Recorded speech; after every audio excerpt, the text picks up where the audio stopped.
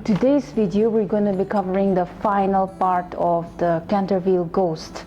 In the previous two parts, we have seen how the Canterville Ghost is trying hard to scare the Otis family, but to the contrary, the Otis family had been scaring him. The Canterville Ghost had now, out of anger, cursed the Otis family, saying that anyone living in the Canterville Chase would die when the cock crowed twice. But lucky for the Otis family, the cock crowed only once. The Canterville Ghost felt totally defeated. Later on, he even startled at the slightest noise or at the sound of the Otis twins. He was particularly scared of the Otis twins. This is an ironical situation where instead of the people living there being afraid of the ghost, we find that the ghost is afraid of the people living in the chase. Now the Canterville Ghost started to feel that it was pointless trying to scare this Otis family. They did not deserve to be frightened with supernatural stuffs. But he felt that as a ghost, it was his responsibility to go out there and make mourning sounds and to rattle his chain and make his presence felt in that house. And he made sure that his ghostly duties would not disturb the Otis family. For this, he went into Mr. and Mrs. Otis' bedroom and took the Raising Sun lubricator and applied it on his chains. And it was true that it made less noise. He tried to carry out his ghostly duties by trying his best not to disturb the Otis family, but the twins would not give up in torturing him. At night, he would stumble on the strings tied by the twins to make a trap for him, and then they would cover the stairs with butter, causing him to slip and fall down. This made him really angry that he wanted to try to scare the twins one last time. He dressed up as Reckless Rupert or the Headless Earl and went to the Blue Chamber, which was the name of the bedroom of the twins. When he went closer to the Blue Chamber, he found that the door was a little open. So to make a dramatic entrance and scare the twins, he flung open the door. And as he did so, a heavy jug of water fell over his body and drained him. And obviously he heard the twins laughing. His last appearance was on 19th September. He received his final insult from the boys, after which he never appeared in the chase. On 19th of September, he got dressed up as Jonas the Graveless. He went on to do his ghostly responsibilities of clanking his chains and making the sounds. And also he went into the library room to paint the blood stain. And as he was busy doing his own work, he saw two little figures dressed in white, waving their hands, and cried boo. Along with them was Washington, who joined them with a big garden syringe aiming at the Canterville Ghost. That was their final attack.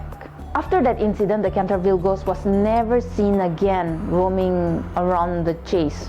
Mr. Otis had written a letter to Mr. Canterville saying that they got rid of the Canterville Ghost, and at which Lord Canterville congratulated them. Now comes the climax, the main part of the story. Virginia and her newfound love, Cecil, the Duke of Cheshire, went out riding on their pony while she accidentally tore her habit. As she was trying to enter her room from the back stairs, she found herself in a room where the Canterville Ghost was sitting and was in deep sad thoughts. Virginia talks to him and asks him if it was true that he had killed his wife. The Canterville Ghost accepts that yes, he did kill his wife, but it was purely family matter, and that his wife's brothers were wrong to punish him by starving him to death. Virginia and Sir Simon, the Canterville Ghost, ended up arguing about the Americans and the English, and who was better and who was not. And Virginia was about to leave out of anger, but then the Canterville Ghost pleads her to stay. He tells her how lonely and how unhappy he was. He tells Virginia that he had not slept for 300 years and he was so tired. He also tells her that he would like to sleep in the Garden of Death, where the grass grows deep, with the great white stars of the hemlock flowers, and the nightingale sang all night long as the moon looks down and the yew tree spread its branches over the sleepers. He reminds her of the old prophecy written on the library window, which said, when a golden girl can win prayer out the lips of sin, when the barren almond bears and a little child gives away its tears, then shall all the house be still and peace come to Canterville. Sir Simon explained that she must weep for him because he has no tears. She must pray for him because he has no faith. Only then will the barren almond bloom, and Sir Simon would finally find peace, because the power of hell cannot prevail over the purity of an innocent child. Virginia, after some doubts, agrees to help him, and then they walk past through a wall as Sir Simon began to chant some unknown words. Back at home, the whole family was looking for Virginia. They informed the police and they looked all over the town, but they could not find her. They come back home, they have their dinner, and when it was about to be midnight, they were retiring to bed. But then they see Virginia. She had a box filled with jewels, which she said that the ghost had given her as a gift. She led the whole family into the room where Sir Simon's skeleton was chained, and the skeleton was trying to reach for the cup and plates that was in the room. Virginia knelt beside the skeleton and began to pray for the soul.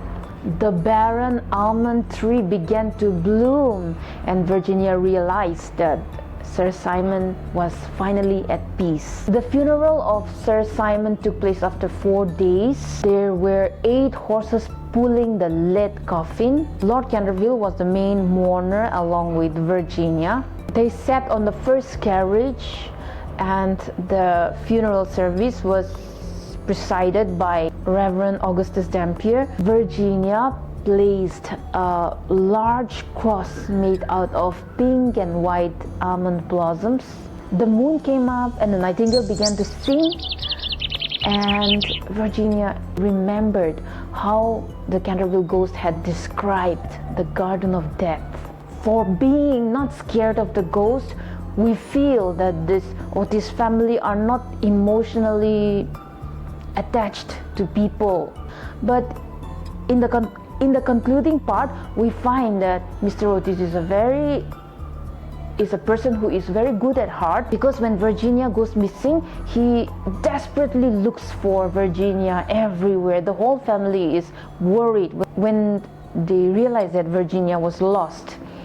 He also agrees to the relation between Virginia and Cecile, because he finds that Cecile was really in love with Virginia, and he was worried when Virginia got lost. And also we find that he is not a greedy person, because sometime later he tries to return Virginia's gift by the Canterville Ghost, saying that it might be of some family heirloom. So he wanted to return it back to Mr. Canterville. But Lord Canterville insisted that the jewels rightly belonged to Virginia. The story ends with Virginia finally marrying Cecil, the Duke of Cheshire, and visiting the grave of Sir Simon de Canterville in the Garden of Death. That is all we have for today. We'll see you in the next video.